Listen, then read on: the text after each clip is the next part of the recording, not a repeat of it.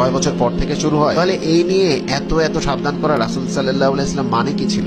তাই যদি হবে তখন তো ইমাম মাহদী ধরিয়ে দেবে যে এই দেখো এটা এগুলো হচ্ছে দাজ্জালের ফিতনা। অনেকে বলবে যে ইমাম মাহদী আসেনি তাহলে দাজ্জাল নিয়ে এখন কথা আসছে কেন? এটি আসলে চরম ফিতনা।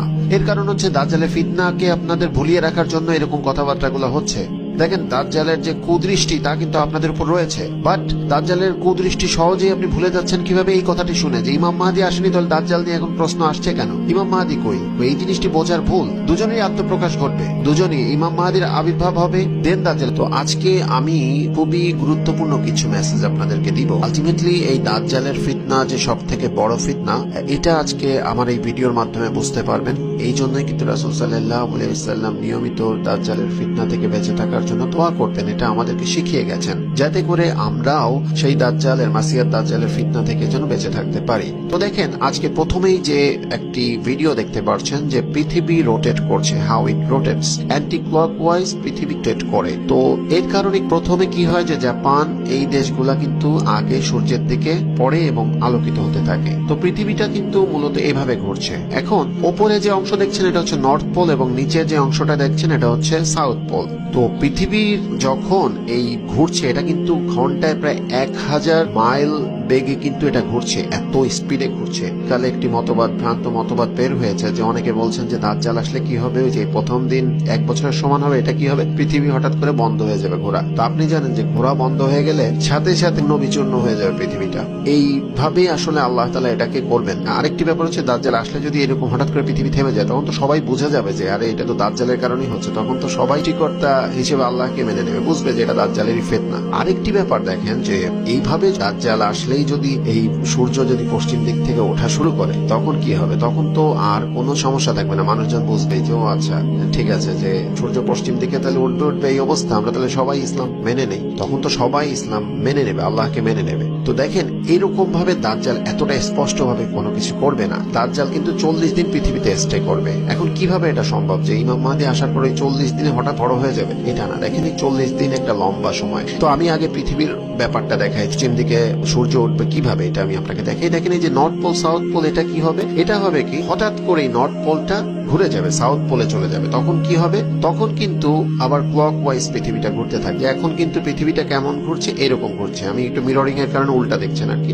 এরকম ঘুরছে। তো যখনই নর্থ পোল ওপর সাইড নিচে চলে যাবে তখন কি হবে? তখন কিন্তু পৃথিবীটা দেখেন ঘুরছে কিন্তু একইভাবে, সেই 1000 মাইল বেগেই কিন্তু ঘুরছে, বাট একটু আগে ঘুরছিল উল্টা দিকে, যখনই ঘুরে গেল আরেক দিকে তখন হচ্ছে কি পশ্চিম দিক থেকে সূর্য উদয় হবে এবং পৃথিবীর স্পিডটা কিন্তু সেম থাকছে। দেখেন আল্লাহ তাআলা কি সুন্দরভাবে পশ্চিম দিক থেকেই সূর্যটাকে ওঠাবেন। দেখেন, তো এই ক্ষেত্রে কি হয়, আপনি যদি ক্রিকেট খেলে থাকেন তাহলে বুঝতে পারবেন যে গুগলি বল বলে। গুগলি বলে কি হয় যে স্পিনাররা কি করে, বলটাকে যেভাবে ফেলতে হয় ওভাবে না ফেলে উল্টা ভাবে ফেলে, তাতে হয় কি উল্টা দিকে ঘুরে যায়, ব্যাটসম্যানরা বোকা হয়ে যায় এবং তখন সে হয়তো বা বোল্ড হয়ে যাচ্ছে বা বলটাকে টাচ করতে পারে না। আমি লেগ স্পিন করতাম একসময়, ক্রিকেট খেলতাম যখন, তখন কিন্তু আমি প্রায়শই এইটা করে ব্যাটসম্যানদের বোকা বানাতাম। দ্যাট মিনস উল্টা দিকে হাতটা পজিশনিং রাখতাম, তাতে করে হতো কি লেগ স্পিন না হয়ে বলটা চলে যেত অফ স্পিন হয়ে। ইউএসএ, আমেরিকা ওইসব দিকগুলো আগে সূর্যের আলো পাবে এবং জাপান, যেটাকে সূর্যের দেশ বলা হয়, ওটা সব থেকে শেষে যে আলোকিত হবে। আল্লাহ তাআলা প্রাকৃতিক এই ব্যালেন্সটা খুব সুন্দরভাবে রেখেই কিন্তু পৃথিবীটাকে নর্থ পোলটাকে সাউথ পোল করে দিবেন। এবং অতীতে কিন্তু অনেক বছর আগে পৃথিবী এরকম কিন্তু টার্ন নিয়েছে, এটা আমরা জানতে পারি।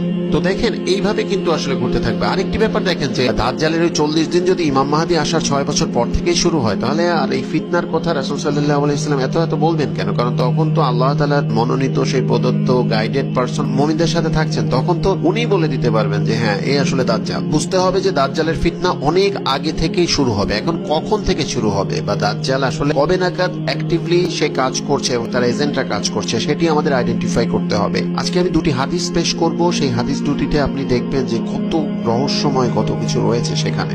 দেখেন রাসূল সাল্লাল্লাহু আলাইহি ওয়াসাল্লামের এক হাদিসে আছে যে রাসূল সাল্লাল্লাহু আলাইহি ওয়াসাল্লাম বলেছেন যে আমার উম্মত একদিন এবং অতিরিক্ত অর্ধদিবস পেতে অক্ষম হবে না। এই হাদিসটি যে কতটা রহস্যময় হাদিস আপনারা হয়তো বা বুঝতে পারছেন কিনা আমি জানি না। হয়তোবা বুঝতে পারছেন না, বিধায় কিন্তু এই দাজ্জালের ব্যাপারটা ধরতে পারছেন না। দেখেন, রাসূল সাল্লাল্লাহু আলাইহি ওয়াসাল্লাম তো বলে দিতে পারতেন একবারে যে আমার উম্মত 1.5 দিন পেতে অক্ষম হবে না, কিন্তু ওই অতিরিক্ত অর্ধ দিবসের মানেটা কি? এই অতিরিক্ত অর্ধ দিবসটা হচ্ছে একটা বড় ধরনের ট্রায়াল পিরিয়ড মুসলিম উম্মার জন্য, এবং এই ট্রায়াল পিরিয়ডটা কেন হবে আমি বলছি, তার আগে আরেকটি হাদিস বলে নেই। পরবর্তী আরেকটি হাদিস যেটা আছে সেটা হচ্ছে যে ইমাম মাহাদির ক্ষেত্রে রাসূল সাল্লাল্লাহু আলাইহি ওয়াসাল্লাম বলেছেন, কিয়ামত যদি আজকে হয় তাহলে আল্লাহ তাআলা কি করবেন? ওই দিনটাকে আল্লাহ তাআলা টেনে বড় করে ফেলবেন এবং তখন সেখানে ইমাম মাহাদিকে প্রেরণ করবেন। এই দুটি হাদিস আপনারা বুঝতে পেরেছেন কি রাসূল সাল্লাল্লাহু আলাইহি ওয়াসাল্লামকে কি রকমের সুপ্ত গায়েবী জ্ঞান দিয়েছিলেন। রাসূল সাল্লাল্লাহু আলাইহি ওয়াসাল্লাম এক জায়গায় বলছেন যে একদিন এবং অতিরিক্ত অর্ধ দিবস, এই একদিন মানে আল্লাহর দৃষ্টিতে 1000 বছর, আর অতিরিক্ত অর্ধ দিবস মানে প্রায় 500 বছরের মতো। আর এদিকে আরেকটি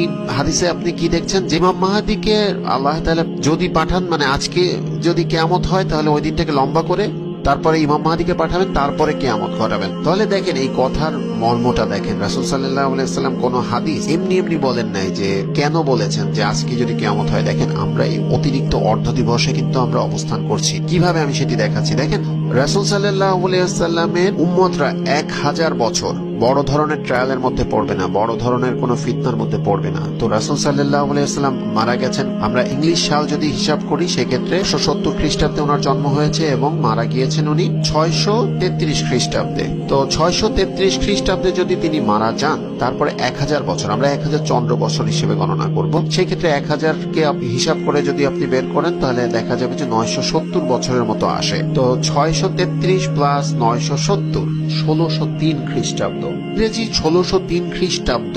এটি হলো এমন একটা খ্রিস্টাব্দ যেখানে তার পরবর্তীতে রাসূল সাল্লাল্লাহু আলাইহি ওয়াসাল্লামের পরে 1000 বছর বা একদিন অতিবাহিত হচ্ছে। এই একদিনটাকে আল্লাহ তাআলা রাসূল সাল্লাল্লাহু আলাইহি ওয়াসাল্লামের উম্মতদের জন্য এই বড় ধরনের ফিতনার হাত থেকে সেফ রেখেছেন। এই একদিনের পর অর্থাৎ 1603 খ্রিস্টাব্দের পর থেকেই সেই বড় ট্রায়াল এবং অতিরিক্ত অর্ধ দিবস কিন্তু স্টার্ট হয়েছে। এই অতিরিক্ত অর্ধ দিবসের একেবারে শেষ দিকেই কিন্তু কি হবে, ইমাম মাহাদিকে আল্লাহ তাআলা প্রেরণ করছেন, এবং এই দাজ্জালের ফিতনা কিন্তু এই অর্ধ দিবস জুড়েই রয়েছে।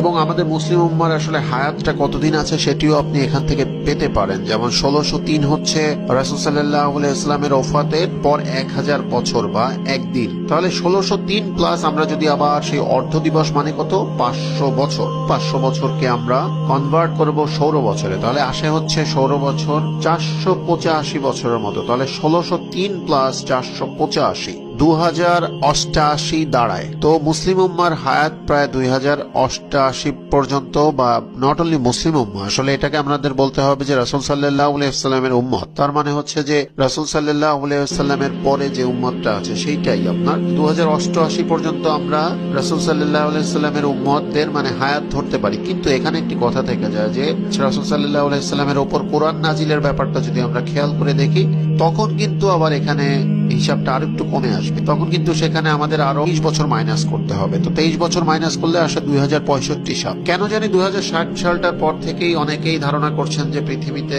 বড় ধরনের কোনো বিপর্যয় ঘটবে। কি ঘটবে সেটা নিয়ে আমি ইনশাআল্লাহ পরবর্তীতে আলোচনা করব। কোরআনের একটি আয়াত আছে যে আল্লাহ তাআলা সপ্ত আসমানটাকে গুটিয়ে এক হাতে নেবেন, কাগজপত্র যেমন গোটানো হয় এক হাতে নেবেন। তো এটার ব্যাখ্যা কি আমি ইনশাআল্লাহ এটি দিব। এটা বিগ ব্যাং থিওরি দিয়ে আপনার এটাকে প্রকাশ করা যায় এবং তখন খুব ইজিলি এটাকে বোঝা যায়। এবং দেখেন আল্লাহ তাআলা এইসব নিয়ে কিন্তু চিন্তা ভাবনা করতে বলেছেন, কোরআন হাদিস এই জিনিসগুলো নিয়ে চিন্তা ভাবনা করতে বলেছেন। তো শেষ হলো যে দাজ্জালের ফিতনা এত মারাত্মক এবং দাজ্জালের ফিতনা রয়েছে। প্রিয় ভাই বোনেরা, আজকের ভিডিওটি